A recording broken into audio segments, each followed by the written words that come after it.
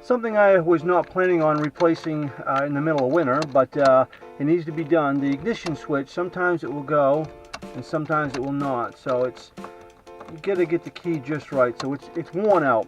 So what we're gonna do is we're gonna go ahead and replace that. First thing we want to do is disconnect the battery.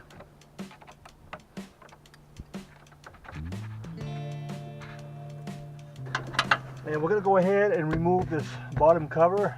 See, there's a screw here, one here, and there's got a couple on the side here.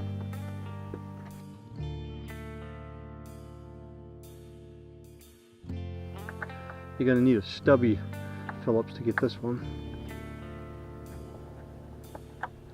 And then just go ahead and you should be able to just grab that cover and pop it right out of there. Just like that. Next, we want to remove this bottom cover. 3 screws that hold that in.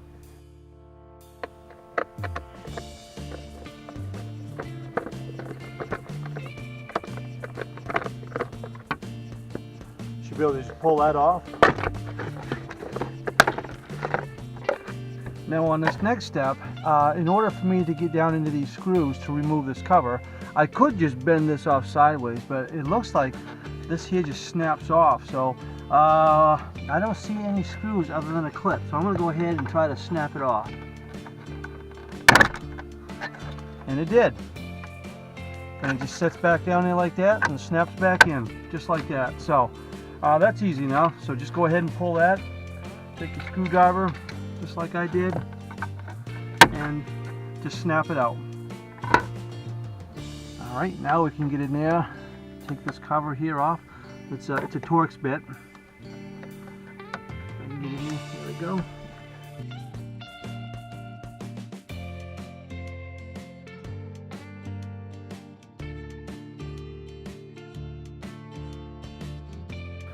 Now on the switch itself, there's a little plastic clip that needs to come off, and just take your flathead screwdriver, and there's one on that side, and there's one on this side,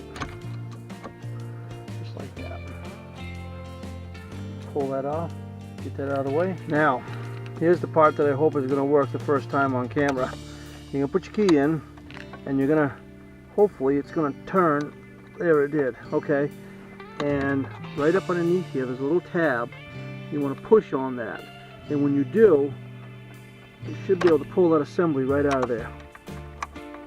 Just like that. And there's that little tab that I just pushed on.